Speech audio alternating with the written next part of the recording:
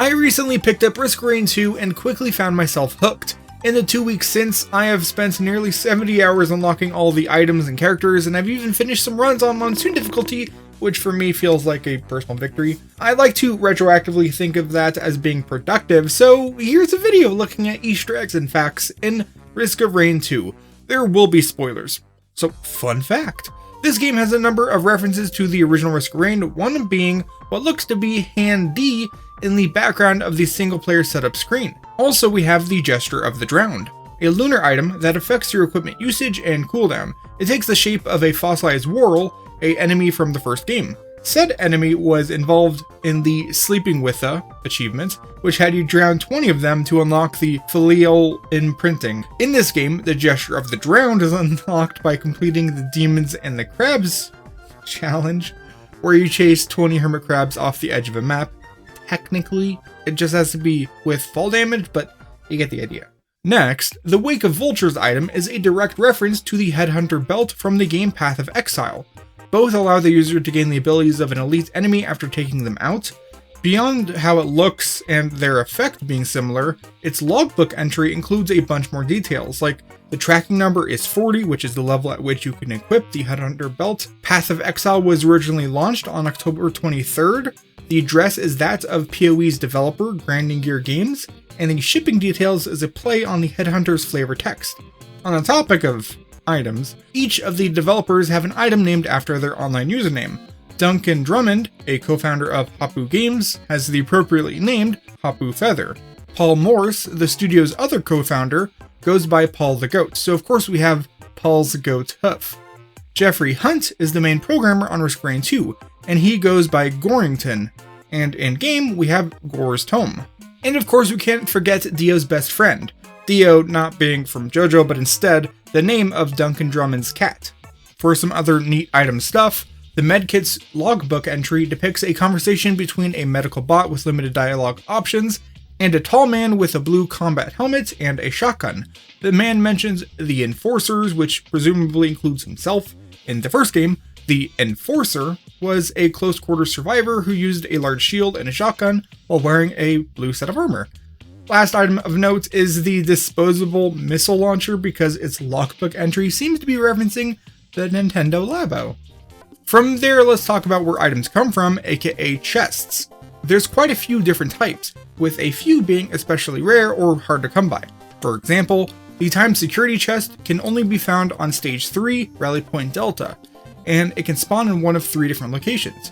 To save time while looking for them, just keep an eye out for the red lights that will only be active wherever the chest has spawned.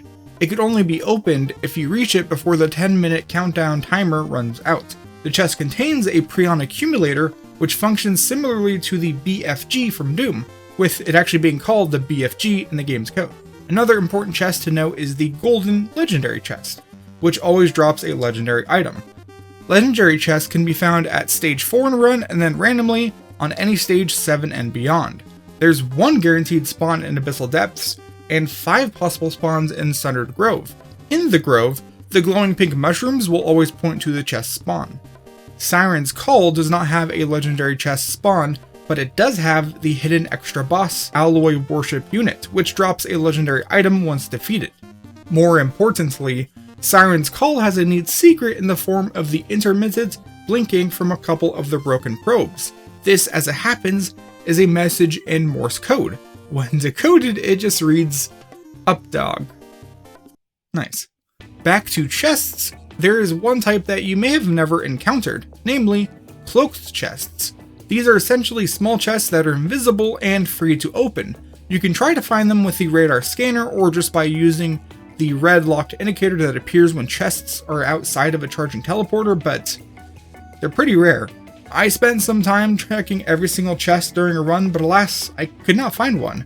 If you stumble across one yourself, consider yourself, I was gonna say lucky, but you're really just like one uncommon item wealthier, so good job. From there, if you visited the deserty abandoned aqueduct during Stage 2, you've no doubt spotted the locked door tucked into this hill. In order to open the door and complete the attached challenge, you have to press 2 rounded pressure plates simultaneously. The 2 plates always spawn in random locations throughout the map, which can, much like with the cloak chest, be found easier using the radar scanner equipment. In the past, it was possible to simply clip through the terrain to bypass the buttons and complete the challenge easily. These days, while you can still clip through, it's been patched so that the ice and fire Lemurians will only spawn if the chamber is accessed legitimately. While you could go into multiplayer to get this done, single players like myself still have options, the easiest being the engineer's stationary turrets. Just pop one onto the first pressure plate and then press the other yourself. Now let's talk about some of the game's sort of out of the way stages. The first involves an Altar of Gold, a rare shrine that can randomly spawn on any stage other than the first. Paying the gold toll opens a gold portal after the teleporter events that takes you to the Gilded Coast. Much like with the other hidden realms, the timer will not move while you're in here, meaning it is a great place to pick up some extra loot. There's 4 small chests that will always spawn in fixed locations, as well as the big gold boss, Aurelianite, which is summoned by paying to activate the Halcyon beacons. If defeated, you get the Halcyon Seed, which will then summon Aurelianite whenever you participate in a boss fight going forward in your run. The Gilded Coast can also be reached by paying the lunar coins at the relevant lunar seer in the Bazaar Between Time. Said Bazaar is another hidden realm, accessed via blue portals. If you drop down and follow a foggy tunnel from the Bazaar, you'll find a null portal that takes you to the Void Fields, yet another hidden realm. Unlike the Gilded Coast, the Void Fields can only be accessed once per run, but it is a very useful place for picking up extra loot. One of the more remote hidden realms is a Moment Fractured, which is accessed via a celestial portal that appears on every 3rd stage after the first loop. Said realm contains an obelisk, but let's not touch that yet. Instead, we'll change our video settings to increase the brightness to allow us to spot 3 hidden islands far off in the distance. That bottom one is mostly useless because it's empty, while the other 2 contain giant Easter eggs. We did it, boys! We found the video title. There's no reward given for finding these, aside from a sense of pride and accomplishment. While here, if we were to touch the obelisk and agree, our character would be obliterated. This probably kills the player, as well as earning 5 lunar coins. Instead, if you find and pick up a lunar item known as the Beads of Fealty during a run, touching the obelisk instead sends you to another hidden realm known as a Moment Hole. This is the end of the line, so you either die or defeat the Twisted Scavenger boss for 10 lunar coins. The Bulwark's Embry is the last hidden realm currently in the game. It's accessed by inputting one of 16 different codes to the compound generator located below the Sky Meadow. Artifacts are a great way for switching things up, as each can be activated to change up a run in many different ways. What I want to highlight here is that the various artifact codes have been very cleverly hidden throughout the game. Some are on tablet, simply tucked out of view, like the Sacrifice code in the Gilded Coast, or Kin at the top of the Distant Roost. The Death artifact code can be found in the Hidden Chamber in Wetlands aspect. This is actually called the Altar to Nkuhana, I probably said that wrong, which on your first visit has a hanging skeleton that, once destroyed, unlocks the similarly named legendary item. Others are a bit harder to spot, like Command, trapped behind the crystal wall in the Bazaar Between Time, or Spite, which can be found on the game's settings screen. That's pretty cool. Metamorphosis can be found at the end of one of the large stone arches far off in the distance of Titanic Plains, and the Soul artifact code is actually in Scorched Acres, but it's represented with physical objects, as seen here. My favorite artifact code location is actually on a Moment Fractured's logbook model. If you don't know, you can find the logbook on a ledge on the starting island in said realm. But anyways, let's talk about the game's secret survivor known as the Heretic. It's not really a proper survivor, as it cannot be unlocked and then selected at will, but still. There are 4 lunar items of heresy: the Visions, Hooks, Strides, and Essence. Each replaces your character's skills with a spooky alternative. Upon equipping the whole set, your survivor is transformed into the spooky bird known as the Heretic. This also changes your base health, base speed, and damage stat, mostly for the better. You can now triple jump, but you have negative health regeneration, so you actually lose health rather than gaining it.